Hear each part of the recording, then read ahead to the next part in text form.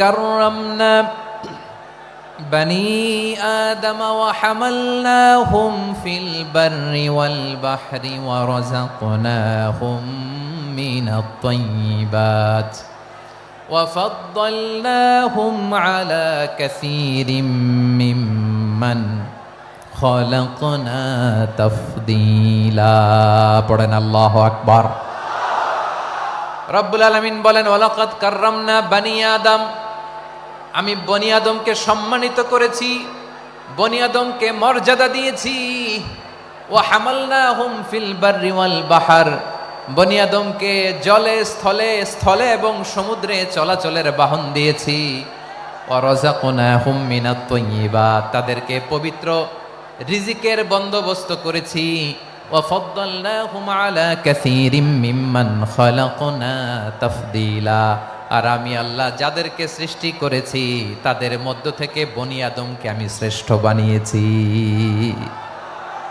আমরা শ্রেষ্ঠ, আমরা আশরাফুল মাখলুকাত। আমরা কি এই যে এমনি চিল্লাচিল্লি করে জিজ্ঞেস করলে বলে না, আমরা আশরাফুল মাখলুকাত। আমরা কি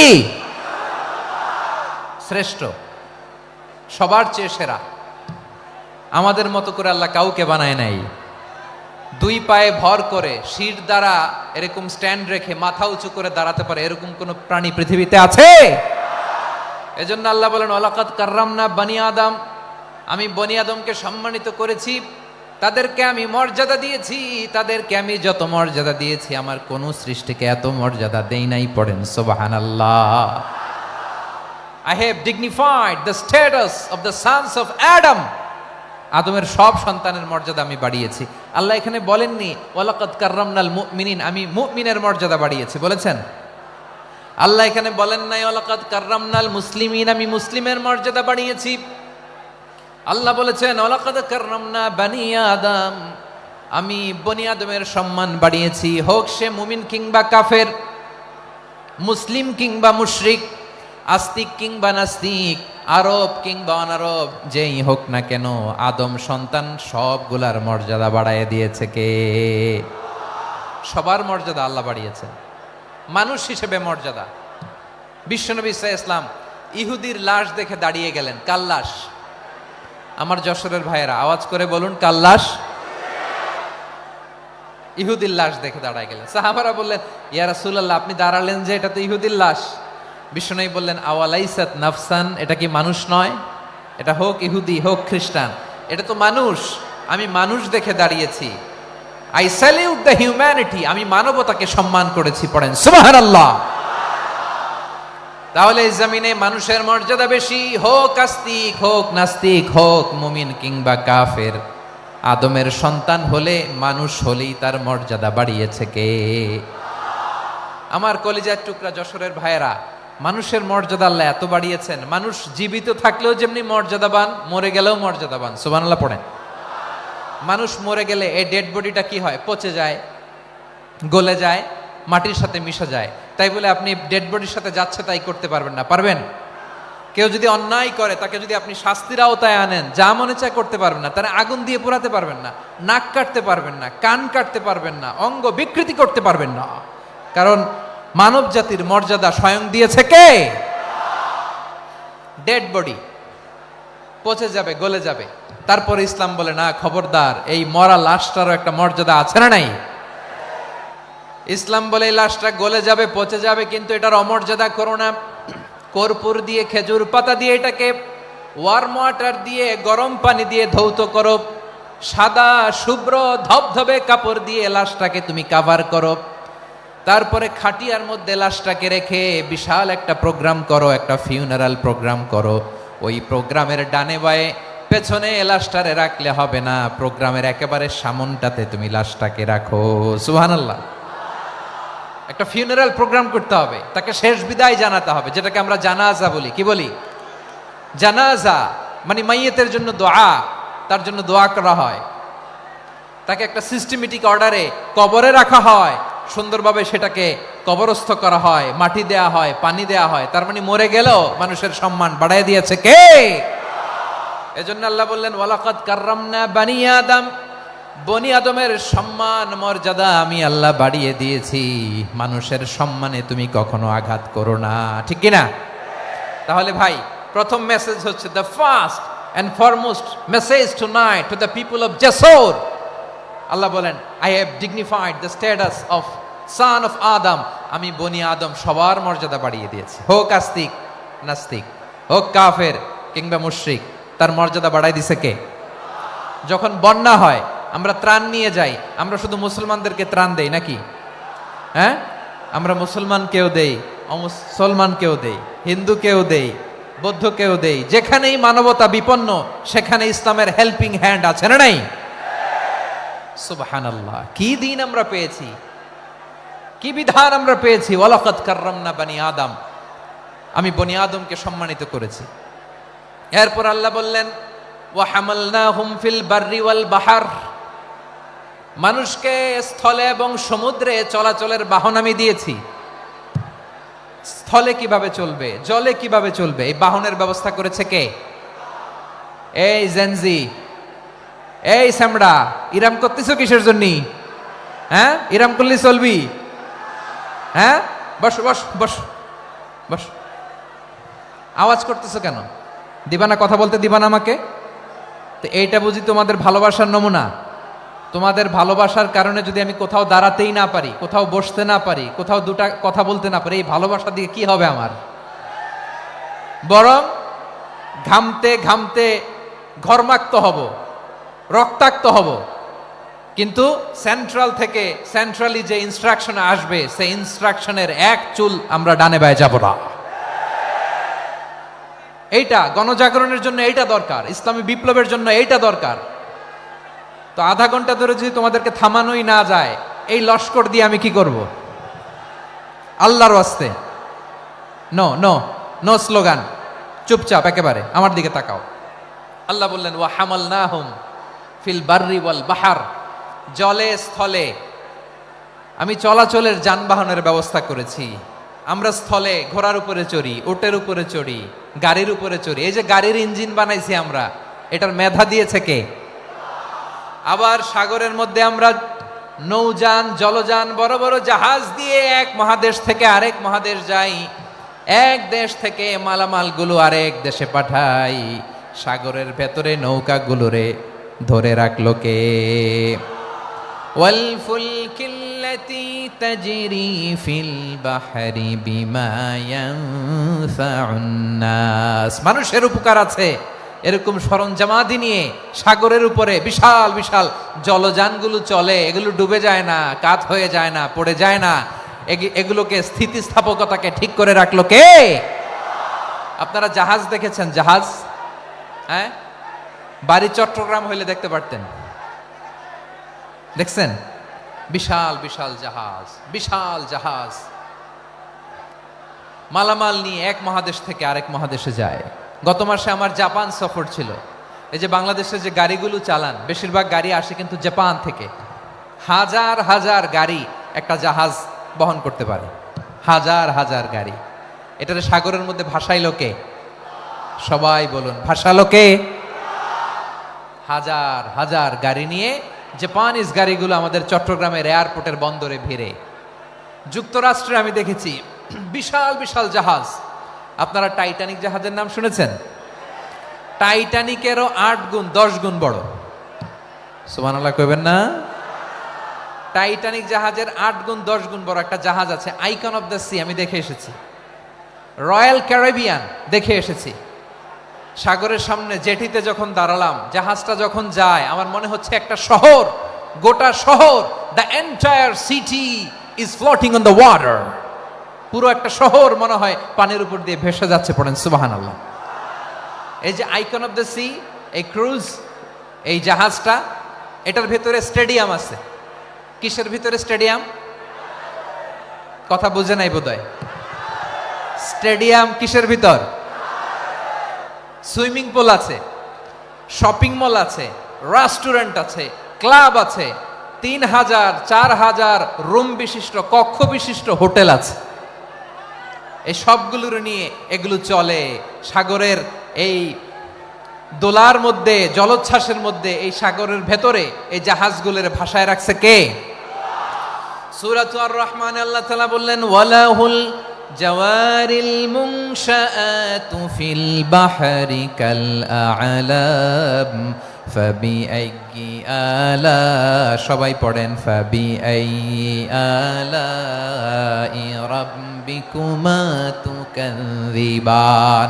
পাহাড় সম বড় বড় জাহাজগুলো মাল বোঝাই করে সাগরের মধ্যে ভেসে বেড়ায়, এগুলো দিয়ে মালামাল বহন করা যায়, মানুষও এক দেশ থেকে আরেক দেশে যায়। এই জাহাজগুলোর সাগরের ভেতরে ভাসায় রাখলো কে? এই আয়াতের ভেতরে আল্লাহ তাআলা সূরাতু বানী ইসরাঈলের এই চমৎকার আয়াতের ভেতরে আল্লাহ তাআলা বেসিক্যালি মানব জাতির প্রতি তার 4টি স্পেশাল অনুগ্রহের কথা বলেছেন। কয়টি? 2টা বলে ফেলছি। 1 নাম্বার ওয়ালাকাদ কাররামনা বানি আদম, আমি বনি আদমের সম্মান বাড়াইছি। নাকি মুসলমানদের? নাকি মুসল্লিদের? কার সম্মান বাড়িয়েছি? বনি আদমের। তাহলে human dignity, the first part of the verse talks about the human dignity. 2 number অংশে আল্লাহ তাআলা বললেন ওয়া হামালনাহুম ফিল বাররি ওয়াল বাহর, স্থলে এবং সমুদ্রে আমি তাদের জন্য চলাচলের বাহন দিয়েছি। সুবহানাল্লাহ। তার মানে smooth movement on land and sea, জলে এবং স্থলে যাতে আমরা স্মুথলি মুভ করতে পারি আল্লাহ তাআলা দিয়েছেন। 3 নম্বরে আল্লাহ তাআলা বললেন ওয়া রাযাকনাহুম মিনাত তাইয়্যিবাত, মানুষের জন্য আমি পবিত্র রিজিকের ব্যবস্থা করেছি। জলে এবং স্থলে যত প্রাণী আছে সবগুলা প্রাণীকে রিজিক দেয় কে? আমাদেরকে রিজিক দেয় কে?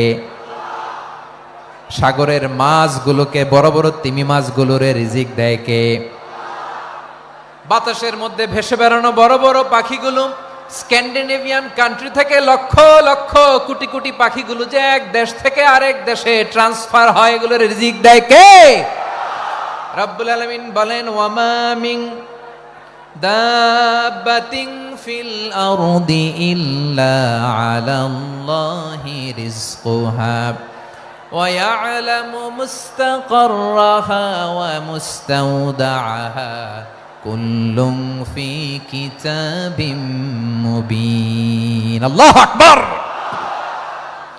রব্বুল আলামিন বলেন ভূপৃষ্ঠে বিচরণশীল যত প্রাণী আছে সব প্রাণীগুলোকে আমি আল্লাহ আমার নিজের কুদরতে রিজিকের বন্দোবস্ত করি। এই প্রাণীগুলো কোথায় থাকে, কোথায় যায়, সব জায়গায় আমি রিজিক পৌঁছে দেই। রিজিক কেউ দিতে পারে না, রিজিকের মালিক কে? রিজিকের মালিক তিনি আল্লাহ। এজন্য আল্লাহ তাআলা বললেন ওয়া রাযাকনাহুম মিনাত তাইয়্যিবাত। এরপর আল্লাহ বললেন ওয়া ফাদ্দালনাহুম আলা কাসীরিম মিম্মান খালাকনা তাফদীলা। আমি যত প্রাণী সৃষ্টি করেছি সকল প্রাণীর মধ্যে মানুষের মর্যাদা শ্রেষ্ঠত্ব আমি দিয়েছি। সুবহানাল্লাহ পড়েন।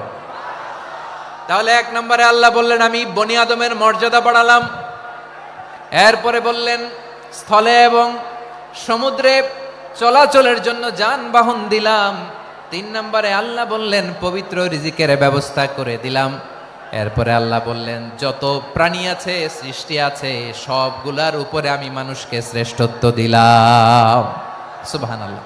তাহলে সবচেয়ে বেশি শ্রেষ্ঠত্ব মানুষের। কার? মানুষের। শুধু তাই নয় প্রিয় ভাইরা, আকাশ এবং জমিনে যা কিছু আছে সবকিছু মানুষের জন্য, মানুষের কল্যাণে, মানুষের প্রয়োজনে, মানুষের বশীভূত করে সৃষ্টি করেছেন কে?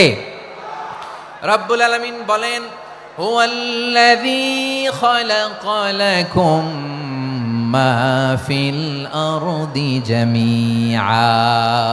এই জমিনের মধ্যে যা কিছু আমি আল্লাহ সৃষ্টি করেছি সব কিছু আমি মানুষের জন্য সৃষ্টি করেছি। পড়েন সুবহানাল্লাহ।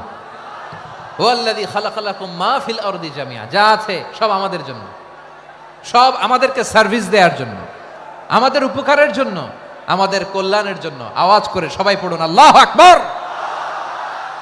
অন্য আয়াতে আল্লাহ বললেন ওয়াসাখখারা লাকুম মা ফিস সামাওয়াতি ওয়া মা ফিল আরদি জামিআম মিন ইন্না ফি যালিকা লাআয়াতিন লিকাউমিন ইয়াতাফাক্কারুন। প্রথমে আয়াতে আল্লাহ বললেন জমিনে যা আছে সব তোমাদের কল্যাণে আমি সৃষ্টি করলাম। এরপরে আল্লাহ বললেন আকাশেও যা আছে সব তোমাদের জন্য সৃষ্টি করলাম, তোমাদের অনুগত বানায় দিলাম। পড়েন সুবহানাল্লাহ। মানুষের কি ব্রেইন দেখেন, মানুষ জমিন ছেড়ে আকাশে চলে যায়। পাখি দেখে মানুষের শখ হলো পাখি যেহেতু উঠতে পারে আমরাও পারবো। অরবিল রাইট, উইলবার রাইট, দুই ভাই মিলে আঁকাঝোঁকা করতে করতে করতে করতে প্লেন বানায় ফেললো। কারণ সুবহানাল্লাহ। এখন পাখিও ওরে, আমরাও ওরি। এরপরেই মানুষের কৌতূহল থামে না এখানে, মানুষ চলে গিয়েছে চাঁদে। কোথায় গেছে? এখন কিন্তু চাঁদে জমি বিক্রি হয় জানেন। পৃথিবী নিয়ে মারামারি শেষ, রাশিয়া আমেরিকা এখন ধরছে চাঁদ আর মঙ্গল গ্রহ। এখন চাঁদে জমি বিক্রি হয়, মঙ্গলে জমি বিক্রি হয়। এই চাঁদ, মঙ্গল, বৃহস্পতি, শনি সব আল্লাহ তাআলা আমাদের জন্য বানিয়েছেন। সুবহানাল্লাহ পড়েন। মানুষ সাগরের উপরে চড়ে, শূন্যে ভেসে বেড়ায়, পাহাড় কেটে সুড়ঙ্গ বানায়, টানেল বানায়।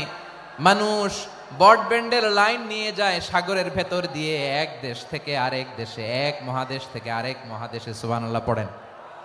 তার মানে গোটা বিশ্বের সব কিছুর উপরে control, superiority over all creatures, সব কিছুর উপর কন্ট্রোল, মনিটরিং, নিয়ন্ত্রণ, এটা প্রতিষ্ঠা করে দিয়েছে কে? এজন্যই মানুষের শ্রেষ্ঠত্ব। ওয়ালাকাদ কাররামনা বানি আদম, আমি বনি আদমের সম্মান বাড়িয়েছি, মর্যাদা আমি বাড়িয়ে দিয়েছি এই কারণে, কারণ মানুষ সব কিছুর উপর নিয়ন্ত্রণ নিতে পারে। মানুষকে নিয়ে এই কোরআনের সব আলোচনা, মানুষকে নিয়ে এই কোরআনের সব। তাই কোরআনের কেন্দ্রীয় আলোচ্য বিষয় হচ্ছে মানুষ। কোরআনের কেন্দ্রীয় আলোচ্য বিষয় কি? যশোরের ভাইয়েরা বুঝে থাকলে সবাই বলবেন কোরআনের কেন্দ্রীয় আলোচ্য বিষয় কি? এই যে আমি মূল আলোচনায় যাচ্ছি এখন। কেন মানুষ কোরআনের কেন্দ্রীয় আলোচ্য বিষয়? এই যে ভাইয়েরা, এই যে হাত জোর করে, এই যে Jessore Gen Z, the smart people of Jessore, হাত জোর করে বলতেছে, হাত জোর করে তোদের কাছে আল্লাহর দোহাই লাগে, স্টপ স্টপ। শুরুতে একবার বলেছে জায়গা না হলে আস্তে আস্তে ধাক্কা দিবা, সামনে না পিছনে দিয়ে দিয়ে বেরোয় চলে যাও। এলইডিতে দেখো, এই যে আল্লাহর ওয়াস্তে জায়গা না হলে ওদিকে যাও। কোরআনের মাহফিলে বিশৃঙ্খলা, এটা কাফিরদের আলামত। কাফিররা শীষ দিত, শীষ। বিশ্বনবী কোরআনের তাফসির করলে কাফিররা শীষ দিত আর ক্ল্যাপিং করত, হুইসেল এন্ড ক্ল্যাপিং। তো আমরা কি এখানে বিশৃঙ্খলা করতে আসছি? তো বারবার থামানো লাগে কেন? কোনো আওয়াজ হবে না, বললাম তো স্টপ। আওয়াজ করে বলুন কোরআনের কেন্দ্রীয় আলোচ্য বিষয় কি? সবাই বলেননি। এতগুলো মানুষ উত্তর দিলে এতটুকু আওয়াজ হয়, অন্তত আমি বিশ্বাস করি না। যশোর আওয়াজ করে বলো কোরআনের কেন্দ্রীয় আলোচ্য বিষয় কি? মানুষ। এই মানুষ কোরআনের কেন্দ্রীয় আলোচ্য বিষয়। মানুষকে আল্লাহ স্বাধীনতা দিয়েছেন। ফামান শাআ ফালইউমিন ওয়া মান শাআ ফালইয়াকফুর। চাইলে মুমিন হতে পারো, চাইলে কাফের হতে পারো, তোমার ইচ্ছা। তবে জেনে রাখো মুমিন হলে পাবা জান্নাত, কাফির হলে পাবা জাহান্নাম। নাও দ্য ডিসিশন ইজ ইয়ার্স। সিদ্ধান্ত তোমার, জান্নাতে যাবা না জাহান্নামে যাবা। যশোরের ভাইয়ের আওয়াজ করে বলুন কই যেতে চান, জান্নাতে না জাহান্নামে? ডান দিকে না বাম দিকে? ডানপন্থী না বামপন্থী? চিল্লা চিল্লি না চুপচাপ?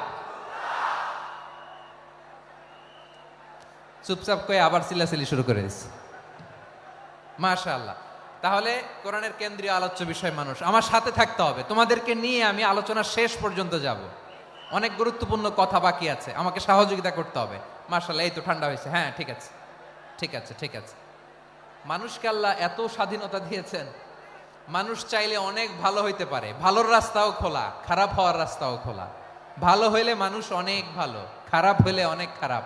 ভালো হইলে সবচেয়ে ভালো, খারাপ হইলে সবচেয়ে খারাপ। এজন্য সিদ্ধান্ত আপনাকে নিতে হবে। আল্লাহ তাআলা বলছেন লাকাদ খালাকনাল ইনসানা ফি আহসানি তাকওয়িম সুম্মা রাদাদনাহু আসফালা সাফিলিন। আমি মানুষকে অনেক সুন্দর অবয়বে, সুন্দর আকৃতিতে সৃষ্টি করেছি। তার শুধু চেহারার ডিজাইনটাই সুন্দর নয়, তার ব্রেনটা বড্ড সুন্দর, তার মানসিকতা বড্ড সুন্দর, তার সৃজনশীলতা বড্ড সুন্দর। পড়েন সুবহানাল্লাহ। আমাদের চেহারা অবয়ব ডিজাইন যে সুন্দর তা না, আমাদের ব্রেনটা অনেক সফিস্টিকেটেড ব্রেন, অনেক সফিস্টিকেটেড। এই 1.5 কেজি ব্রেন ইউজ করে মানুষ গোটা বিশ্বে সভ্যতা বিনির্মাণ করেছে, ঠিক কিনা? এই ব্রেন আল্লাহ তাআলা আমাকে দিয়েছে। এটার কাজে লাগালে, আপনার 6 সেন্স কাজে লাগালে আপনি অনন্য মানুষ হয়ে উঠবেন, মহামানবে রূপান্তরিত হবেন। মানুষ হতে পারে, চাইলেই মহামানব হতে পারে।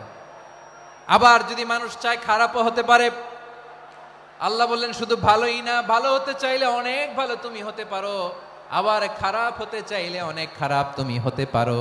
সুম্মা রাদাদনাহু আসফালা সাফিলিন।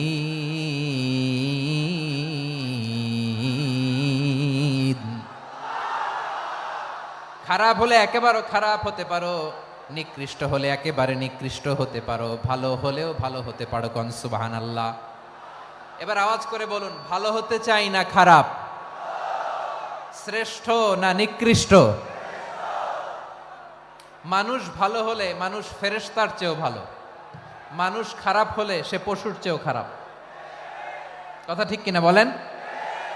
ভালো হলে ফেরেশতার চেয়েও ভালো, খারাপ হলে পশুর চেয়েও নিকৃষ্ট। তার মানে শ্রেষ্ঠত্বে মানুষ, শ্রেষ্ঠত্বে ফেরেশতাকে হার মানায়, আর অধপতনে শ্রেষ্ঠত্বে ফেরেশতাকে ছাড়িয়ে যায়, আর অধপতনে পশুকেও হার মানায়। আই রিপিট, আমি আবারও বলছি, মানুষ শ্রেষ্ঠত্বে ফেরেশতাকে ছাড়িয়ে যায়, আর অধপতনে সে পশুকেও হার মানায়। আওয়াজ করে বলতে হবে ঠিক কিনা? এটার প্রমাণ কি? মানুষ শ্রেষ্ঠ হইলে যে ফেরেশতার চেয়েও সেরা, তার প্রমাণ কি? আল্লাহ তাআলা বলছেন, ওয়া ইয কুলনা লিল মালাইকাতি ইসজুদু লি আদম ফাসাজাদু ইল্লা ইবলিস আবা ওয়াস্তাকবারা ওয়া কানা মিনাল কাফিরিন। আল্লাহ বলেন, স্মরণ করো সে সময়ের কথা যখন আমি ফেরেশতাদেরকে বললাম, ও ফেরেশতারা আদমকে সেজদা দাও। সব ফেরেশতারা সম্মান সূচক সেজদা আদমকে দিল, তারা আদমের জন্য সেজদায় লুটিয়ে পড়লো, একজন ছাড়া, তার নাম ইবলিস। আওয়াজ করে বলেন, তার নাম কি? সে অহংকার প্রদর্শন করলো, সে কাফের হয়ে গেল, বাকি সব ফেরেশতারা সেজদা দিল। সুবহানাল্লাহ।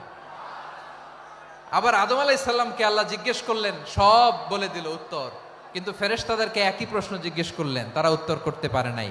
তার মানে এর মধ্য দিয়ে প্রমাণিত হয়, মানুষ ভালো হলে ফেরেশতার চেয়েও ভালো, ফেরেশতার চেয়েও মানুষের মর্যাদা বাড়িয়ে দিয়েছে কে?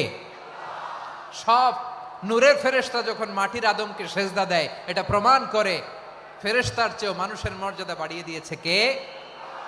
তুমি মাটির আদমকে প্রথম সৃষ্টি করিয়া ঘোষণা করিয়া দিলে শ্রেষ্ঠ বলিয়া, তাই তো নূরের ফেরেশতা করে আদমকে সেজদা। ঠিক কিনা বলেন? তাই তো নূরের ফেরেশতা করে আদমকে সেজদা, সবার চেয়ে সম্মান দিলে মাটির আদমকে। আল্লাহু আল্লাহু তুমি জাল্লে জালালুহু, শেষ করা তো যায় না গে তোমার গুণগান। পড়েন না? পড়েন। আল্লাহু আল্লাহু তুমি জাল্লে জালালুহু, শেষ করা তো যায় না গে তোমার গুণগান। আল্লাহু আল্লাহু আল্লাহু আকবার। আদমের মর্যাদা বেশি, মানুষের মর্যাদা বেশি, মানুষ শ্রেষ্ঠ, তার প্রমাণ নূরের ফেরেশতা মাটির আদমকে সেজদা করে। আওয়াজ করে বলেন ঠিক কিনা? তাহলে মানুষ ভালো হলে ফেরেশতার চেয়ে ভালো, আবার মানুষ যদি খারাপ হয় সে পশুর চেয়েও খারাপ, অধপতনে পশুত্বকে হার মানায়। তার প্রমাণ, তার প্রমাণ কি? তার প্রমাণ হচ্ছে যশোরের ভাইরা দেখবেন পত্রিকায় নিউজ পেপারে মাঝে মাঝে এরকম দেখা যায়, এক মানুষ আরেক মানুষকে হত্যা করে 20 টুকরা করে বস্তার ভিতরে ভরেছে। আপনারা এই নিউজ পড়েন নাই না? দেখেন নাই? দেখছেন? মানুষ মানুষকে হত্যা করে কয় টুকরা? জোরে বলেন। এখানেই ক্ষান্ত হয় না, আবার কোথায় ভরছে? বস্তার ভেতরে। আচ্ছা, বুঝে থাকলে আওয়াজ করে বলেন, কোনদিন শুনছেন একটা হাতি আর একটা হাতিকে হত্যা করে 20 টুকরা করছে, এরপরে বস্তার ভিতরে ভরছে? হয়েছে? তাহলে দেখেন, মানুষ যদি খারাপ হয় সে পশুকেও হার মানায়। চিল্লায় বলো ঠিক কিনা? এমনও দুশ্চরিত্র মানুষ আছে যার যার নজর থেকে 6 মাসের ছোট্ট মেয়ে থেকে শুরু করে 80 বছরের বৃদ্ধারাও নিরাপদ নয়। পশুকেও হার মানায়। মানুষের ঘর জ্বালিয়ে পুড়ে মেসাকার করে দেয়, জনপদের পর জনপদ জ্বালায় দেয়। এরকম আছে না নাই? বোমা মেরে শহরগুলো উড়িয়ে দেয়। এই যে ইসরায়েল গাজার মধ্যে যে অ্যাটাক করেছে, এরা মসজিদ মানে নাই, মসজিদে বম ফেলেছে। এরা খ্রিস্টানদের চার্চ গির্জা মানে নাই, গির্জায় বম ফেলেছে। পৃথিবীর ইতিহাসে never happened in the history of the world that someone bombed on a hospital, on a ICU center. এমন হাসপাতাল যেখানে আইসিইউর রোগীরা আছে, ওই হাসপাতালের উপরও ইসরায়েলি সৈনিকেরা বোমা মেরেছে। জোরে বলেন ঠিক কিনা? এরা মানুষ? আওয়াজ করে বলেন, এরা মানুষ না। প্রিয় ভাইয়েরা, চোখ কান নাক মুখ থাকলেই মানুষ না। যা সামনে দেখেন এগুলো সব মানুষ না, এগুলো জনসংখ্যা। এগুলো কি? সবাই বলুন, এগুলো কি? বাড়ছে জনসংখ্যা, কমছে মানুষ। বাড়ছে জনসংখ্যা, কমছে। এই দুনিয়া এখন তো আর সেই দুনিয়া নাই, মানুষ নামের মানুষ আছে, দুনিয়া বোঝাই, সেই মানুষের ভিড়ে আমার আসল মানুষ নাই। ঠিক কিনা? আসল মানুষের বড্ড অভাব, আসল মানুষের বড্ড অভাব। আমার ভাইয়েরা, মানুষ খারাপ হলে পশুকেও হার মানায়। আচ্ছা, আওয়াজ করে বলেন, এই যশোরের ছেলেরা এদিক তাকাও, আওয়াজ করে বলো, যে ইসরায়েলি সোলজাররা উপর থেকে বোমা মারলো, তারাও মানুষ? তারাও কি? ওরাও রক্তে মাংসে মানুষ, ওদেরও পরিবার আছে। বোমা মেরে যেই মেয়েটাকে তারা অনাথ বানায়, ইয়াতিম বানায়, ও কিন্তু বাসায় ওর মেয়েটাকে রেখে আসছে। ঠিক কিনা বলেন? বম্বিং করে যে বাবাকে মেরে, স্বামীকে মেরে স্ত্রীকে বিধবা বানায়, তারও ঘরে স্ত্রী আছে। উপর থেকে বোম মেরে মানুষ মেরে দিচ্ছে, তারাও মানুষ। 1945 সালের 6 আগস্ট আমেরিকান সোলজাররা হিরোশিমায় বম মেরেছে। আমি নিজে দেখে এসেছি জাপানের হিরোশিমাতে। সকাল 8:15 মানুষ কেউ অফিসে যাচ্ছিল, কেউ খেতে খামারে কাজ করতে যাচ্ছিল। লিটল বয় নামে একটা বোম মেরেছে তারা। এই বোমের আঘাতে, পারমাণবিক এই বোমার রেডিয়েশনে আঘাতে, বোম ব্লাস্ট হওয়ার পরে মুহূর্তের মধ্যে 1,40,000 নাই। উপর থেকে যারা মারতেছে এরাও মানুষ, যাদেরকে মারলো তারাও।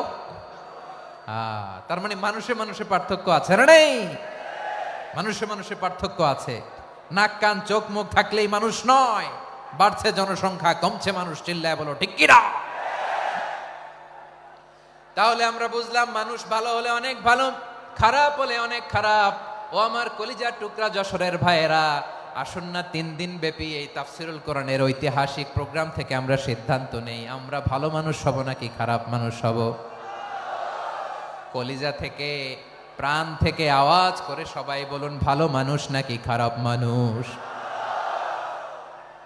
ভালো মানুষ হইতে হবে। ভালো মানুষ যারা জগৎটাকে এনলাইটেন করবে, যারা এনলাইটেন করবে, যারা সত্যের বীর সেনানী হয়ে দাঁড়াবে, যারা সত্যের পক্ষে কথা বলবে, যারা জালিমের মসনদকে ভেঙে খান খান করে দেবে। এরকম হওয়ার দরকার আছে না নাই? এরকম ভালো মানুষ আমরা হতে চাই কি চাই না? মানুষকে যত্ন নিলে মানুষ যে কত ভালো হয় আপনি কল্পনাও করতে পারবেন না। এই যে আপনাদের যশোরে যে ভালো ছেলেগুলো আছে, যে ভালো তরুণগুলো আছে, যে যুবকগুলো আছে, যে ভালো আলেমরা আছে, ভালো নেতারা আছে, সবাই যদি তাদের মতো হতো, পুরো যশোরটা একটা জান্নাতের টুকরা হয়ে যেত। আওয়াজ করে বলেন ঠিক কিনা? মানুষকে নার্চারিং করলে, মানুষকে পলিশ করলে, মানুষকে গ্রুমিং করলে, মানুষকে সঠিক তারবিয়া দিলে মানুষ অনন্য হয়ে ওঠে। প্রতিটি মানুষ অনন্য। আমি অনন্য, আপনি অনন্য, আমরা সবাই অনন্য। সুবহানাল্লাহ বলেন। মানুষকে আল্লাহ তাআলা দিয়েছেন অসীম ক্ষমতা, অসীম ক্ষমতা, সুবহানাল্লাহ। একটা মানুষ পারে না এমন কিছু নাই, একটা মানুষ পারে না এমন কিছু নাই। বিশ্বাস করতে হবে, মানুষ যা কল্পনা করতে পারে ওইটা মানুষ করে দেখাতে পারে। যশোরের ভাইয়ের, আই রিপিট, আমি আবারও বলছি, এই চিল্লাচিল্লি করলে আমার এই গুরুত্বপূর্ণ কথা তোমরা মিস করবা। কপাল পড়া হয়েও না, আওয়াজ করে কপাল পড়া হবে না। আমার দিকে তাকাও। মানুষ যা কল্পনা করতে পারে সেটা মানুষ করে দেখাতে পারে। তুমি তোমার কল্পনার রাজ্যকে সাজাও, তোমাকে হারাতে পারে এমন কোন শক্তি আল্লাহর জমিনে নাই। তোমার কি শক্তি, কি সম্ভাবনা তুমি জানোই না মিয়া। তুমি এদিকে তাকাও কেন? তোমার রাস্তা তো ওই দূরে। তুমি কোথায় যাবে, আল্লাহ তোমার টেনে কোথায় নিয়ে যাবে তুমি কিছুই জানো না। প্ল্যান বিগ, ড্রিম বিগ, কল্পনার শক্তিকে বড় করো। মানুষ যা কল্পনা করতে পারে মানুষ তা করে দেখাতে পারে। মানুষের কাছে অসাধ্য কিছু নাই, মৃত্যু ছাড়া, এক্সেপ্ট ডেথ। মৃত্যু ছাড়া মানুষ সবকিছুকে জয় করতে পারে। মৃত্যু ছাড়া যে কোনো অসাধ্যকে সাধন করার ক্ষমতা মানুষকে দিয়ে দিয়েছে কে? হারার জন্য তোমার জন্মই হয় নাই, তোমার জন্ম হয়েছে জিতার জন্য, বিজয়ের জন্য তোমার জন্ম। মানুষের শুরুটাই হয় বিজয় দিয়ে। যশোর, আওয়াজ করে বলো, মানুষের শুরু হয় কি দিয়ে? আমরা যখন আমার পিতার পৃষ্ঠদেশে ছিলাম, পিতার পৃষ্ঠদেশ থেকে শুক্রাণু যখন মায়ের গর্ভদেশে যেয়ে পড়ে, কতটা শুক্রাণু ভ্রমণ শুরু করে জানো? 20 কোটি শুক্রাণু। একবার সিমেন আউট হলে সেখানে 20 কোটি শুক্রাণু থাকে, ভ্রমণ শুরু করে। ওই 20 কোটি শুক্রাণুর মধ্যে থেকে তুমি আমি আজকে এক বিকশিত শুক্রাণু মানব রূপে পৃথিবীতে এসেছি, সুবহানাল্লাহ। ওই 20 কোটি শুক্রাণুর প্রতিযোগিতায় সবাই রে পেছনে ফেলে সেদিন আমি সফল হয়েছিলাম, সেদিন আমি বিজয়ী হয়েছিলাম। সেদিন আমি এত ছোট ছিলাম, মাইক্রোস্কোপ দিয়েও আমার অস্তিত্ব পাওয়া যায় না। আমি এত তুচ্ছ ছিলাম, নগণ্য ছিলাম। আমার কান ছিল না, আমার চোখ ছিল না, আমার হাত ছিল না, আমার জন্য রিকমেন্ডেশন করার মতো মামু ছিল না, খালা ছিল না, কেউ ছিল না। তারপরেও ওই প্রতিযোগিতায়, ওই কম্পিটিশনে যখন আমারে কেউ হারাতে পারে নাই, আল্লাহর জমিনেও আমারে কেউ হারাতে পারে না। হারার জন্য তোমার জন্মই হয় নাই, তুমি আসছোই জিতার জন্য, সুবহানাল্লাহ। বিশ্বনবী বলেন, আন্নাসু মাআদিন কামাআদিনি যাহাবি ওয়াল ফিদ্দা খিয়ারুহুম ফিল জাহিলিয়াতি খিয়ারুহুম ফিল ইসলাম। Peoples are like mines of gold and silver. সোনার খনি, রূপার খনি, এর চেয়েও বড় খনি হচ্ছে এই মানব সম্পদের খনি। আওয়াজ করে বলেন আল্লাহু আকবার। আল্লাহ তাআলা এই সম্পদ আমাদেরকে দিছে। বিশ্বনবী বলেন, মানুষ হচ্ছে খনির মতো। খিয়ারুহুম ফিল জাহিলিয়াতি খিয়ারুহুম ফিল ইসলাম। জাহিলি যুগে যারা সেরা, ইসলামেও তারা সেরা। ইদা ফাকুহু, যদি তারা বুঝবান হয় তাহলে তাদেরকে সেরা বানায় দিবে কে? তাহলে মানুষের চেয়ে সেরা কেউ হতে পারে? মানুষের চেয়ে অনন্য কেউ হতে পারে? মানুষকে কেউ হারাতে পারে? আওয়াজ করে বলো, তোমাকে কেউ হারাতে পারবে? এই সাহস জাগছে আজকের আলোচনা থেকে। আমি তুমি অনন্য, আমাকে তোমাকে হারায় দেওয়া এত সহজ না, ঠিক কিনা? একটা কথা জীবনের সাথে সেট করে নিতে হবে, আমি জিতি নয় শিখি, আমি কখনো হারি না। জীবনের সাথে সেট করে নাও, জেনজি অফ যশোর, আমি কখনো হারি না, আমি হয় জিতি নয় শিখি। চিল্লায় বলো ঠিক কিনা? আমি কখনো হারি না, আমার হারানো এত সোজা না। কি সাহস জাগছে? বুকে সাহস জাগছে? তাকবীর পড়ো, লিল্লাহে তাকবীর। তাহলে বিশ্বনবী বলেন, নাসু মাআদিন, মানুষ হচ্ছে খনি। এই ধাক্কা ধাক্কি, আমি জানি এগুলো ভালোবাসার ধাক্কা ধাক্কি, এজন্য আমি সহ্য করে নেই। এগুলো যে ভালোবাসার ধাক্কা ধাক্কি এটা আমরা বুঝি। পৃথিবীর কোন আইন, সিকিউরিটি প্রোটোকল দিয়ে এটারে মানানো যাবে না, কারণ এটা তো ভালোবাসা, লাভ। লাভ কোনো আইন কানুন দিয়ে বাধা যায় না, মানানো যায় না, ঠিক কিনা বলো?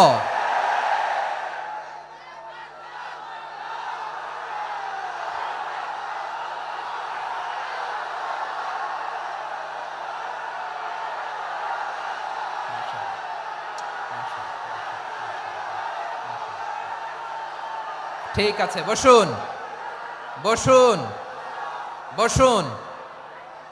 আল নাসু মাআদেন, মানুষ হচ্ছে খনি, এই খনির যত্ন নিতে হবে। আমার মা বাবা যারা এসেছেন, আপনার ছেলে মেয়ের যত্ন নেন। আপনার ছেলের মধ্যে যে কি পটেনশিয়াল আপনি জানেন না। আপনার এই ছোট্ট অবুজ ছেলেটাই আগামী দিনের শায়েখ আহমদুল্লাহ হবে। আপনার হেফজখানায় পড়া ওই ছোট্ট ছেলেটাই আগামী দিনের আল্লামা মামুনুল হক হবে। আপনার ওই ছেলেটা আমির হামজা হবে, আব্দুল হাই সাইফুল্লাহ হবে। এভাবে বড় বড় আলেম হবে, তারা যুগশ্রেষ্ঠ আলেম হবে। সেই একদিন এই বাংলাদেশের পার্লামেন্টে যে বক্তব্য দিয়ে যশোরের পক্ষে কথা বলবে। আপনি জানেন না, কাউকে ছোট করবেন না আপনি, ওর কনফিডেন্স আপনি কমাবেন না, আপনি কমাতে পারেন না। প্যান্ডেলে আমার যে মা বোনেরা আছেন, ছেলে মেয়েদেরকে কখনো ছোট করে কথা বলবেন না। ও যে কোথায় যাবে আপনি জানেন না, আপনি মা হয়ে তাকে সাহস দিবেন, তার কল্পনার জগৎটাকে সাজাতে তাকে উৎসাহিত করবেন, ঠিক কিনা বলেন? আর আমার প্যান্ডেলের আমার প্রিয় শ্রদ্ধাশীলা মায়েরা বোনেরা, আপনারা তো আরো দামি সম্পদ। বিশ্বনবী বলেন, আর দুনিয়া কুল্লুহা মাতা। আল্লাহ আল্লাহ আল্লাহ, বিশ্বনবীর কথার ওজন দেখেন। আর দুনিয়া কুল্লুহা মাতা ওয়া খায়রু মাতা'আদ দুনিয়াল মারআতু সালিহা। বিশ্বনবী বলেন, দুনিয়ায় যা দেখো সব আল্লাহর দেওয়া অ্যাসেট, মানে সম্পদ। আর এত অ্যাসেটের ভিড়ে সবচাইতে শ্রেষ্ঠ সম্পদ হচ্ছে নেককার নারী। সুবহানাল্লাহ। ভাইয়েরা বোনের সাথে খারাপ আচরণ করো না, সন্তান মায়ের সাথে খারাপ আচরণ করো না। আমাদের মায়েরা আমাদের asset, they are our priceless asset. কারণ এই মায়েদের পেটে এসেছে আল্লাহর ওলিরা, এই মায়েদের পেটে এসেছে খান জাহান আলী, এই মায়ের পেটে এসেছে শাহজালাল ইয়ামানি, এই মায়ের পেটে এসেছে আল্লাহর সব নবীরা। নাকি নবীরা আকাশ থেকে ধপ করে জমিনে নেমে আসছে? মায়ের পেটে আসছে। এই মায়ের পেটগুলো খনি। আমার সম্মানিতা মায়েরা বোনেরা, নিজেকে ইসলাম দিয়ে সাজান, নিজেকে ইসলাম দিয়ে সাজান, নিজেকে পবিত্র রাখুন, নিজের আব্রু ইমান ইজ্জতের হেফাজত করুন, কোরআন পড়ুন, সুন্নাহ পড়ুন। আপনি জানেন না আপনার গর্ভে কে আসছে, কোন ক্ষণজন্মা পুরুষকে আল্লাহ তাআলা আপনার গর্ভে পাঠাবে আপনি জানেন না। মায়েরা নিজেদেরকে পবিত্র রাখুন, ইসলাম চর্চা করুন, কোরআন চর্চা করুন, নৈতিকতা দিয়ে নিজেকে সাজান। যশোরের জেনজি, নিজেদেরকে প্রস্তুত রাখো আগামীর বাংলাদেশের জন্য। নৈতিকতা, মোরালিটি, ভ্যালিউজ দিয়ে নিজেকে সাজাও, ইসলাম দিয়ে নিজেকে সাজাও। কারণ আগামীর বাংলাদেশ ইসলামের বাংলাদেশ। বাংলাদেশের আসল পরিচয় ইসলাম। বাংলাদেশের আসল পরিচয় কি? সবাই বলে না। বাংলাদেশের আসল পরিচয় কি? এই ইসলাম নিয়ে আমরা সংসদ ভবন সাজাবো, রাজি আছি না নাই? শেকড় ভুলে যাওয়া যাবে না। আমরা ধাপে ধাপে শারিয়া আইনের দিকে যাব ইনশাআল্লাহ, কিন্তু জঙ্গিবাদ দিয়ে নয়, কট্টর পন্থা দিয়ে নয়। আমরা ইন্টেলেকচুয়ালি, গ্রাজুয়ালি, ধাপে ধাপে শারিয়া আইনের দিকে মুভ করব ইনশাআল্লাহ। বলো লিল্লাহি তাকবীর। এদেশের আসল পরিচয় সবাই বলে না, আওয়াজ করে, এদেশের আসল পরিচয়।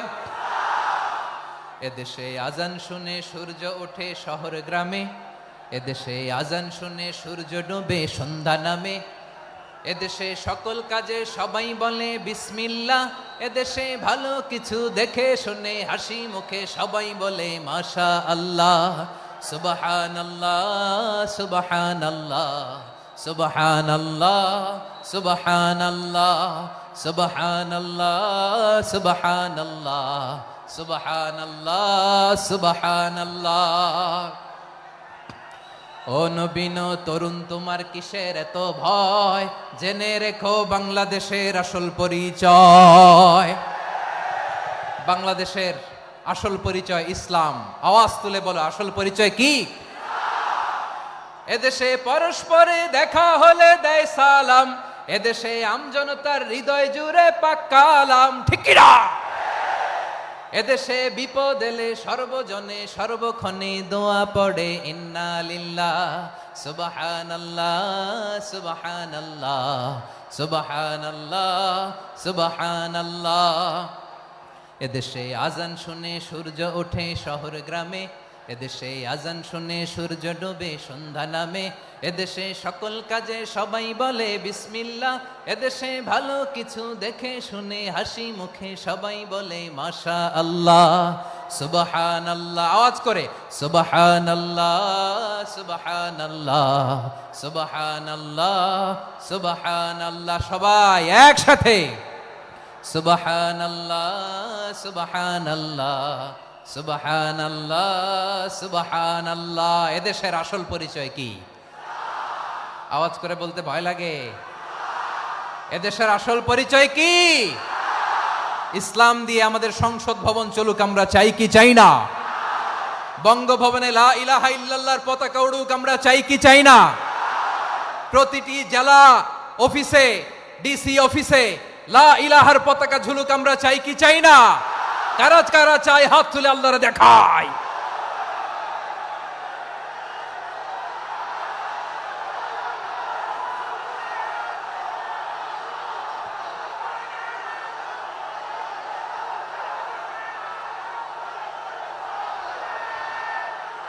মাশাআল্লাহ মাশাআল্লাহ মাশাআল্লাহ মাশাআল্লাহ।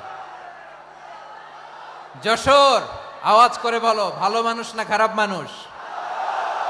বুঝে বলছো তো? মানুষ ভালো হলে যে কত ভালো। এই মানুষকে যত্ন নিলে, মানুষকে মানুষ বানালে যে সে কি হতে পারে শুনবা? হ্যাঁ, নাকি মোনাজাত দিয়ে দিব? শুনবা? তাহলে থামতে হবে। থামো, আমি যখন বলবো থামো থামো, তাকবীরের সময় দিলে তাকবীর, থামো থামো। মানুষকে যত্ন নিলে, হ্যাঁ এদিকে এদিকে, ড্রোন নামায় ফেলো। হয়েছে, ড্রোনের ফুটেজ হয়ে গেছে, এবার ড্রোন নামায় ফেলো। আমার দিকে তাকাও। মানুষকে, তোমরা এদিক সেদিক তাকালে তো গুরুত্বপূর্ণ পয়েন্ট মিস হয়ে যাবে। এদিকে এদিকে, হ্যাঁ মাস ঠিক আছে, এদিকে। মানুষকে যত্ন নিলে মানুষের মধ্যে যারা কি পটেনশিয়াল রেখেছে, আমি জাপানের দুইটা উদাহরণ দেই। জাপানের, এই এই এইভাবে এইভাবে হবে, হয় বসো নয় পেছনে, কথা নাই, কথা তো বলাই যাবে না, হারাম কথা বলা আজকে, একেবারে চুপ। আজকের জন্য হারাম করে দিছে আমি, এই কিছু সময়ের জন্য একেবারে নিষিদ্ধ। জাপানের দুইটা উদাহরণ দেই, খেয়াল করে একটু শুনেন, বুঝবেন। আল্লাহ, 2022 সালে জাপানের সাথে জার্মানির খেলা, ফিফা ওয়ার্ল্ড কাপ 2022। এক পক্ষে জাপান, আরেক পক্ষে কোন দেশ? কথা শুনে নাই। এক পক্ষে কোন দেশ? আরেক পক্ষে? সবাই এক পক্ষে, আরেক পক্ষে। ওই খেলায় জিতেছিল জাপান, জিতেছিল 22 সালের এই ফিফা ওয়ার্ল্ড কাপে। জাপান ফুটবল খেলায় জিতে, as a part of their celebration তারা খেলার পরে পুরো স্টেডিয়ামটারে ক্লিন করে। The fan base of Japan, লক্ষ লক্ষ মানুষ খেলা দেখতে যায়, তো এত ডাস্টবিনও তো নাই, তো যারা ডাস্টবিনে জায়গা পায় নাই তারা এই যে চকলেটের প্যাকেট, পানির বোতল, চিপসের প্যাকেট তারা এদিকে সেদিকে রেখে দিয়েছে। জাপানের ভক্তরা, জাপানের ফলোয়াররা, as a part of their celebration তারা খেলার পরে পুরো স্টেডিয়ামের সব ময়লা আবর্জনা ক্লিন করে তারপরে বিদায় নিয়েছে। তাদেরকে কি ক্লিন করার দায়িত্ব দেয়া হয়েছিল? এই যশোর, জাপানের যে ছেলেরা খেলা দেখতে গেছিল ওদেরকে কি ক্লিন করার দায়িত্ব দিছিল? তারা কি স্টেডিয়ামের পরিচ্ছন্নতা কর্মী? তাদের আকল, তাদের সিক্স সেন্স তাদেরকে বলেছে। ছোটবেলা থেকে জাপান গভর্নমেন্ট ওদেরকে এত পরিচ্ছন্নতা শেখায়, ক্লিনলিনেস অ্যাওয়ারনেস ক্যাম্পেইন করায়। ক্লাসে আমি দেখেছি, ক্লাসে নিজের বেঞ্চ নিজে মুছে, ক্লাসের মাঝখানে একটা সময় দেয়, নিজের টেবিল নিজে মুছে, নিজের ক্লাসরুমটা নিজে পরিষ্কার করে। রাস্তাঘাটে একটা ধুলা নাই, ময়লা নাই, একটা টিস্যু নাই। খেলার পরে গোটা বিশ্বকে তাক লাগিয়ে দিয়েছে। জাপানের ফ্যানরা সবার রেখে যাওয়া গার্বেজ, টিস্যু, বোতল পরিষ্কার করে তারপরে স্টেডিয়াম থেকে বিদায় নিয়েছে। আমরা কেন এমন হইতে পারলাম না? আমরা কেন এমন হইতে পারলাম না? জাপানের যারা এগুলো করছে ওদের 3টা করে চোখ না, চোখ তো 3টা জাপানালাগো। জাপানালাগো হাত তো 4টা, কান তো 6টা। হ্যাঁ, নাকি আমার মতো 2 হাত 2 কানওয়ালা মানুষ? চোখে দেখলে ওটা মানুষ না। চিন্তা করছেন? তার মানে জাপানিজদেরকে যে গ্রুমিং করে শিখানোর মাধ্যমে পরিচ্ছন্ন বানানো গেছে, ওরা যেমনি মানুষ আমরাও মানুষ। আমাদের সন্তানদেরকে শেখালে তারাও পারবে, পারবে কিনা? 2 নম্বর উদাহরণ বলি। চট্টগ্রাম ফেনীতে যারা গিয়েছেন, মেঘনা গোমতী ব্রিজ প্রকল্প নাম শুনছেন? মেঘনা একটা ব্রিজ পার হওয়া লাগে। এই মেঘনা গোমতী, এখানে 3টা ব্রিজ কাঁচপুর সহ, এই 3টা ব্রিজের নির্মাণ কাজ, রেনোভেশনের কাজ দেয়া হয়েছিল জাপানের একটা কোম্পানিকে। কাকে? জাপানের কোম্পানি। নির্মাণ শেষে 738 কোটি টাকা বেঁচে গেছিল, এটা গভর্নমেন্টের হাতে দিয়ে তারা বিদায় নিয়েছে। কত টাকা? 738 কোটি টাকা। যত প্রাক্কলিত ব্যয় নির্ধারণ করা হয়েছে সব টাকা সরকার, তৎকালীন সরকার 2019-এর সরকার, কারা ছিল তো জানেন? এই 2019-এর সরকার তাদেরকে দিয়েছে। তারা রিনোভেশন নির্মাণ শেষে 738 কোটি টাকা অতিরিক্ত বেঁচে গেছিল, এটা আবার গভর্নমেন্টের হাতে বুঝাই দিয়ে তারা বিদায় নিচ্ছে। আমরা কেন এমন হইতে পারলাম না? জাপানের ওরাও মানুষ, আমরাও মানুষ। তার মানে মানুষে মানুষে পার্থক্য আছে না নাই? আচ্ছা, জাপানের 2টা উদাহরণ দিলাম, এবার আমার দেশের 2টা উদাহরণ দিব না? বাংলাদেশের 2টা উদাহরণ দিই। 1 নম্বর উদাহরণ, গত সপ্তাহে আপনারা জানেন কক্সবাজার আমার একটা প্রোগ্রাম ছিল, তো হেলিকপ্টারে গিয়েছিলাম। ফেনী জেলা যখন পার হচ্ছি, আমি দেখলাম 3টা উইন্ডমিল। উইন্ডমিল চিনেন তো? বিশাল পিলার, 3টা 4টা পাখা থাকে। বায়ু বিদ্যুৎ কেন্দ্র, বাংলাদেশের প্রথম বায়ু বিদ্যুৎ কেন্দ্র এটা। মুহুরী প্রজেক্ট বলে এটার, সম্ভবত মুহুরী প্রজেক্ট। তো সাগরের বাতাসের ঝাপটায় এটা ঘুরে এনার্জি হয়, ইলেকট্রিসিটি উৎপাদন হয়। তো আমি পাইলটকে বললাম, ভাই এগুলো থেকে কেমন ইলেকট্রিসিটি উৎপাদন হয়? কয়, হুজুর একটুও হয় না, কিছুই হয় না। কিছুই হয় না মানে? বলে, হুজুর বাংলাদেশে যত উইন্ডমিল আছে এটার পাখা একটাও ঘুরে না। আল্লাহ, বলেন কি? তাহলে এই যে কোটি কোটি টাকা ব্যয় করে যে উইন্ডমিল, কয় হুজুর ভিতরে ফিটফাট, উপরে ফিটফাট, ভিতরে সদরঘাট। তার মানে কোটি কোটি টাকা দিয়ে এই উইন্ডমিল বানায়, এখানে কিছু নাই। দুর্নীতির আড্ডাখানা, আখড়াখানা বাংলাদেশ, ঠিক কিনা বলেন? হায় রে, জাপানিজরাও মানুষ, আমরাও মানুষ। আমার এক নিকটাত্মীয় সরকারি চাকরিজীবী, উনি আমাকে বললেন, বাংলাদেশের আরেকটা উদাহরণ দেই। উনি আমাকে বললেন যে প্রতি বছর আমাদের অফিসের ফার্নিচার চেঞ্জ করে। আমি বললাম, প্রতি বছর ফার্নিচার চেঞ্জ করে কেন? বলে যে ফার্নিচার নতুন পারচেজ করলেই তো ওইখানে টাকা, নতুন কিনতে পারলেই টাকা, নতুন উন্নয়নের সবক শোনাতে পারলেই টাকা।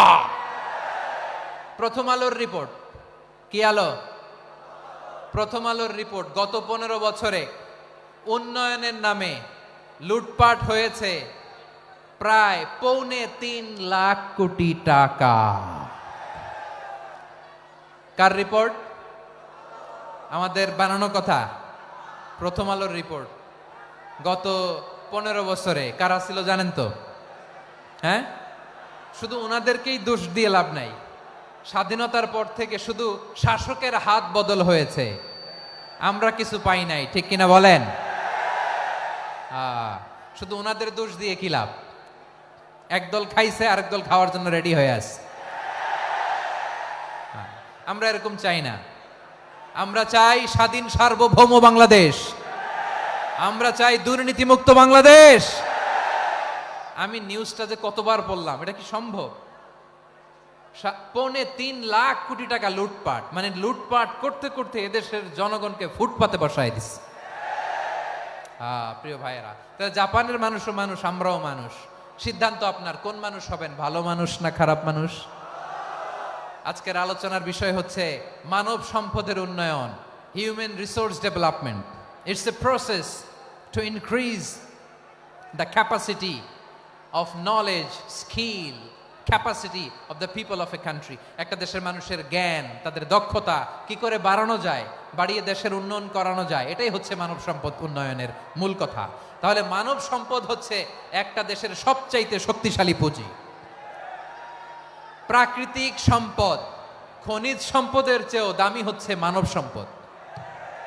আমার প্রিয় যশোর, প্রাকৃতিক সম্পদ, খনিজ সম্পদের চেয়ে দামি সম্পদ কি সম্পদ?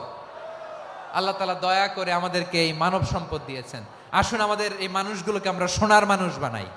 রাজি আছেন তো সবাই? রাজি আছেন? মানুষ পারে না এমন কোনো কিছু নাই, চাইলে সব পারে। এজন্য মানুষকে তারবিয়া দিতে হবে, যথাযথভাবে তাদেরকে গড়তে হবে। আসুন আমরা সিরাতের আয়নায় বিশ্বনবীর জীবনী থেকে দেখি তিনি কিভাবে হিউম্যান রিসোর্সকে ম্যানেজ করতেন। যদি আপনাদের সময় হয় দু একটা উদাহরণ দিয়ে আজকে আমি আমার আলোচনার বিদায় নিব। হবে সময় হবে কয়েক মিনিট? হ্যাঁ, শান্ত থাকবেন তো? শান্ত থাকবা? হ্যাঁ ঠিক আছে। এই ধাক্কার মধ্যে ঢুকছে, এবার মজা বুঝতেছো তো? হ্যাঁ, মানা করছিলাম না? ঠিক আছে, টের পাও। হ্যাঁ ঠিক আছে। যে আওয়াজ করবে আমি ওকে দেখতেছি, কে কে আওয়াজ করে দেখতেছি। শেষ কথা, শেষের দিকে চলে আসছি। বিষ্ণু ইসলাম কিভাবে হিউম্যান রিসোর্সকে ম্যানেজ করতেন, মজার কথা আছে কয়েকটা, বলে বিদায় নিব। বিশ্বনবী কিভাবে এই মানব সম্পদকে ম্যানেজ করতেন। বিশ্বনবী he was a very good talent hunter, চৌকস ট্যালেন্ট হান্টার ছিল।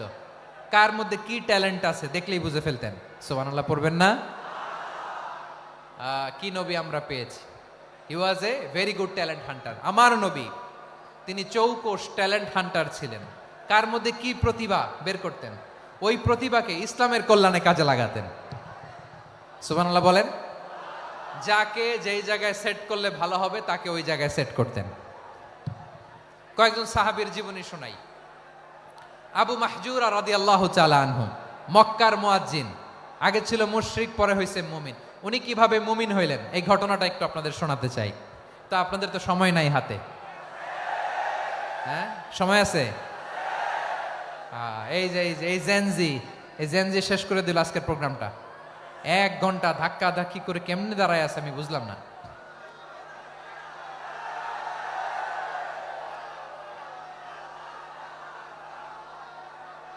না না, তাকবিন না, চুপ করতে হবে। What I need you stop, just shut up, চুপ। হ্যাঁ ঠিক আছে, এভাবে। আবু মাহজুরা রাদিয়াল্লাহু তাআলা আনহু কিভাবে মুসলিম হলেন আওয়াজ করে শুনেন। হুনাইনের যুদ্ধ, 8ম হিজরি। বিষ্ণু ইসলাম হুনাইনের যুদ্ধ শেষে ফিরতেছেন, পথিমধ্যে বেলাল রাদিয়াল্লাহু তাআলা আনহু, এই যে আবার কথা, আই রে আল্লাহ রে, এখানে ধাক্কা ধাক্কি কেন? চলে যাও, পেছনে যাও, পেছনে যাও। কি আজীব তামাশা! যেখানে যায় এখানে ধাক্কা ধাক্কি, মারামারি, গায়ের উপরে, কাঁধের উপরে, শাউটিং। অনেক গুরুত্বপূর্ণ কথা পয়েন্ট করে নিয়ে আসে যে বলবো, এই শাউট করার কারণে প্রোগ্রামটাই নষ্ট করে দেয়। আসছে আমার ভালোবাসা দেখাইতে, প্রোগ্রামটাই শেষ করে দিয়ে চলে যায়। স্টপ। আবার কথা বলে, স্টপ। হুনাইনের যুদ্ধে 8ম হিজরি। কত হিজরি? সবাই বলেন না একটু, কত হিজরি? 8ম হিজরিতে হুনাইনের যুদ্ধে রাসূল সাল্লাল্লাহু আলাইহি ওয়াসাল্লাম ফিরে আসতেছেন মদিনায়। পথিমধ্যে বেলাল রাদিয়াল্লাহু তাআলা আনহু আজান দিচ্ছেন। কি দিচ্ছেন? তো পাশে ছিল মুশরিকদের একটা পল্লী, কিছু মুশরিক তরুণ, কিছু অমুসলিম কিশোর, তারা আজানকে ব্যঙ্গ করতেছে। আমাদের বাংলায় মুখ ভেঙ্গানো বলে আর কি। বেলাল রাদিয়াল্লাহু তাআলা আনহু আজান দিচ্ছেন, ওই বাচ্চাগুলো মুশরিক, তো ওরা আজানকে ব্যঙ্গ করতেছে, বিকৃতি করে ওরাও আজান দিচ্ছে। উদ্দেশ্য হচ্ছে আজানকে নিয়ে ঠাট্টা করা। উদ্দেশ্য কি? ঠাট্টা করা। ব্যাপারটা মনে কষ্ট পাওয়ার মতো ব্যাপার না? কিন্তু বিশ্বনবী ওইখানে দেখেন কি খুঁজলেন। বিশ্বনবী খেয়াল করলেন অমুসলিম কিশোরদের মধ্য থেকে একটা কিশোরের গলাটা বড় দরাজ গলা, কণ্ঠটা বড় সুন্দর। খেয়াল করে দেখলেন যে কিছু কিশোর বেলালের আজানকে ব্যঙ্গ করে, বিকৃতি করে, কিন্তু একজনের কণ্ঠ দেখতে পাচ্ছেন না এত দূরে, কিন্তু কণ্ঠটা বড় সুন্দর, দরাজ গলা। বিশ্বনবী সাহাবীদেরকে বললেন, ধরো এগুলারে, ধরো। সবগুলারে ধরে বিশ্বনবী সামনে আনা হলো। ওরা হাঁটু গেড়ে বসলো। বিশ্বনবী বললেন, তোমাদের মধ্যে কে যেন ব্যঙ্গ করে আজান দিচ্ছিল, তার গলাটা বড় উঁচু, গলার বেসটা বড় মজবুত, মেলোডিয়াস, সুমধুর কণ্ঠ। কে? আবু মাহজুরা বলে, আমার বন্ধুরা সবাই আমার দিকে আঙ্গুল দেখায়, আমি পড়ে গেছি বিপদে। রাসূল সাল্লাল্লাহু আলাইহি ওয়াসাল্লাম বাকি অমুসলিম তরুণদেরকে ছেড়ে দিলেন, বললেন তোমরা যাও। এবার আবু মাহজুরারে পাইছে। আবু মাহজুরার চুলের মধ্যে হাত দিলেন বিশ্বনবী, মাথায় হাত দিয়ে বললেন এবার আজান দাও দেখি। আবু মাহজুরা বলে আমি তো আজান দিতে জানি না, কারণ আমি তো বেলালেরটা শুইনা শুইনা দিছি, আমার তো মুখস্থ নাই, আমি তো আজান দিতে জানি না। বিষ্ণু বললেন জানো না, তাহলে আসো আমি তোমারে শিখাই দেই। সুবহানাল্লাহ পড়েন। আবু মাহজুরা হাঁটু গেড়ে বসে বিশ্বনবীর মোবারক হাত আবু মাহজুরার চুলের মধ্যে। বিশ্বনবী আজানের মুআল্লিম আবু মাহজুরাকে বলতেছে ঠিক আছে তোমারে শিখাই দিচ্ছি, আমি যা যা বলবো আমার সাথে সাথে বলো, পারবা? আবু মাহজুরা বলে পারবো। বিশ্বনবী আজান দিচ্ছেন মাথায় হাত দিয়ে, আল্লাহু আকবার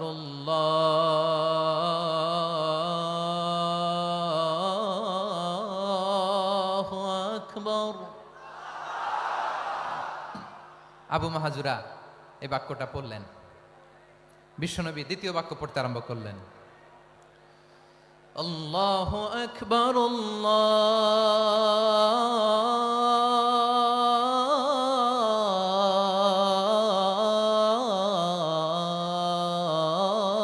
আল্লাহু আকবার। আবু মাহজুরা এই বাক্যটা বললেন। বিশ্বনবী আবু মাহজুরার মাথার মধ্যে হাত দিয়ে তৃতীয় বাক্য পড়লেন, আশহাদু আল্লা ইলাহা ইল্লাল্লাহ।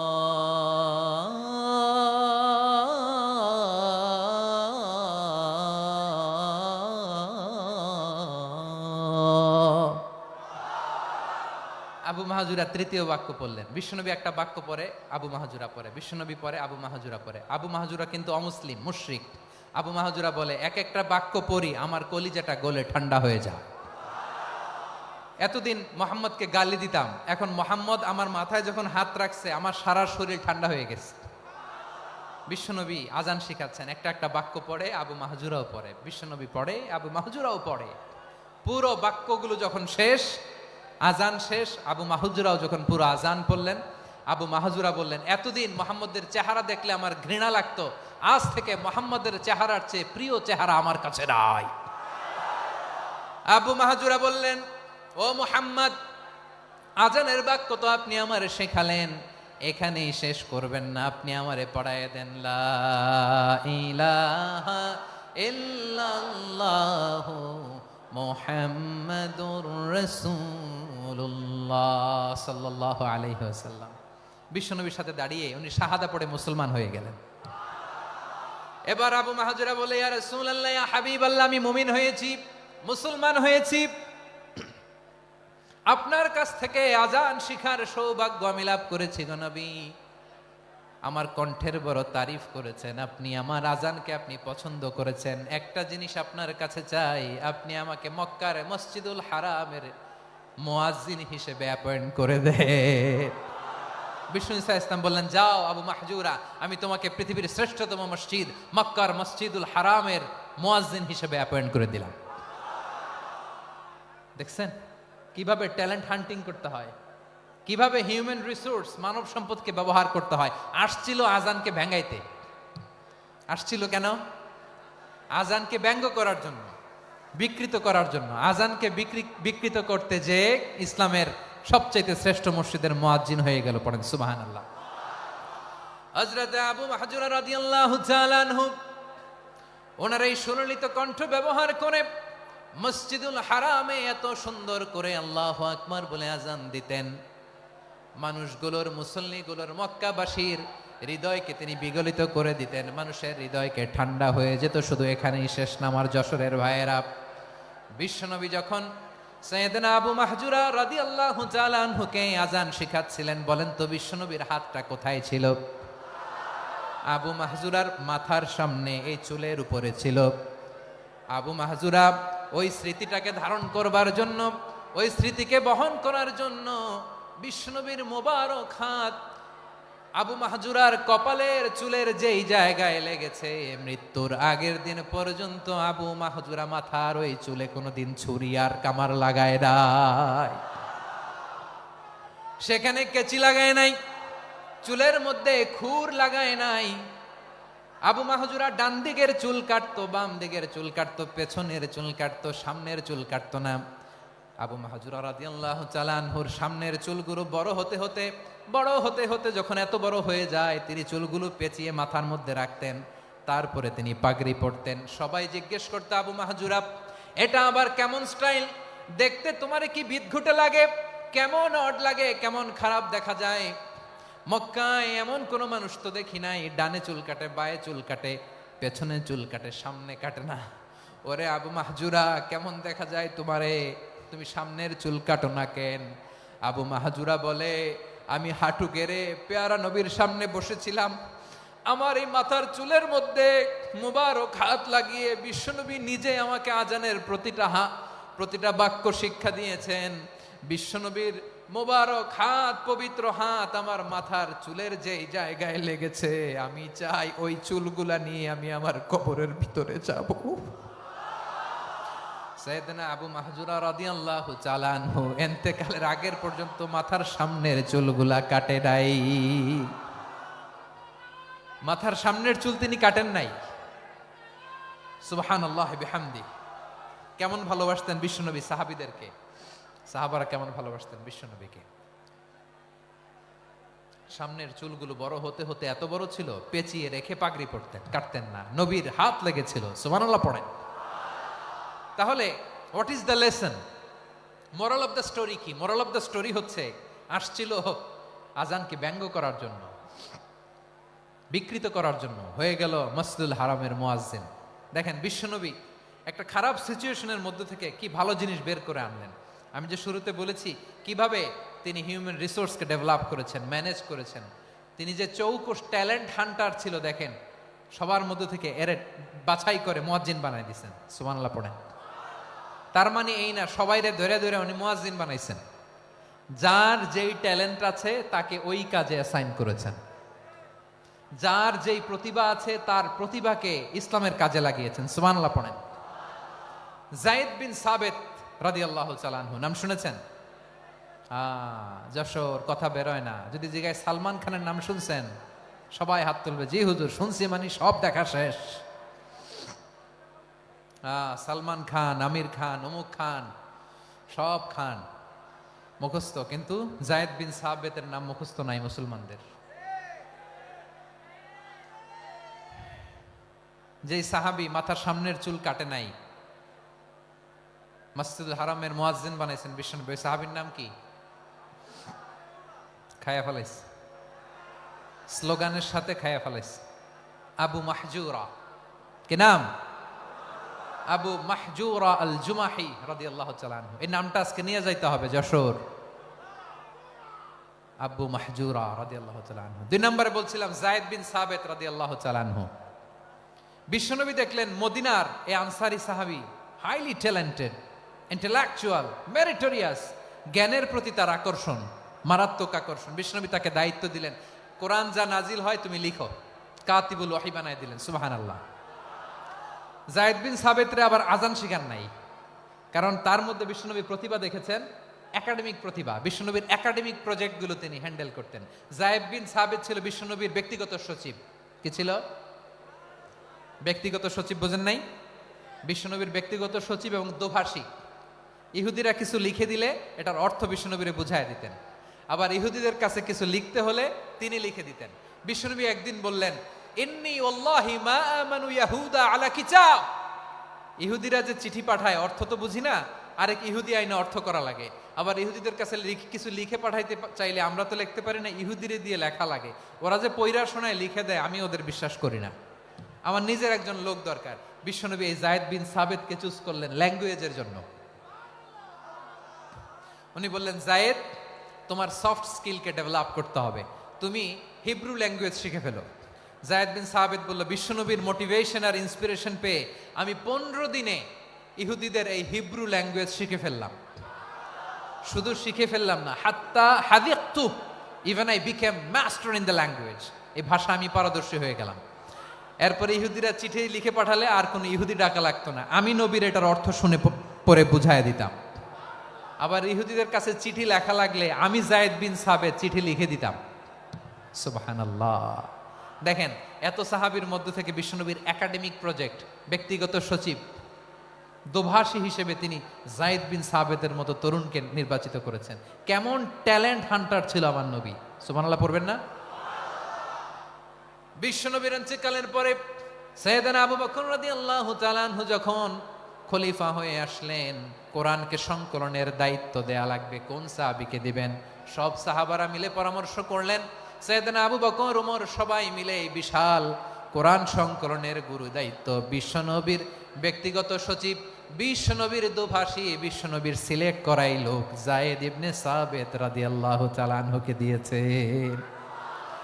কোরআনের কপি তো আজকে এখানে রাখে নাই। এই যে আজকের যে কোরআন পড়েন, এটা আগে এরকম ছিল না। কোরআন নাজিল হলে সাহাবারা চামড়ার, ওটের চামড়ায় লিখে ফেলতো।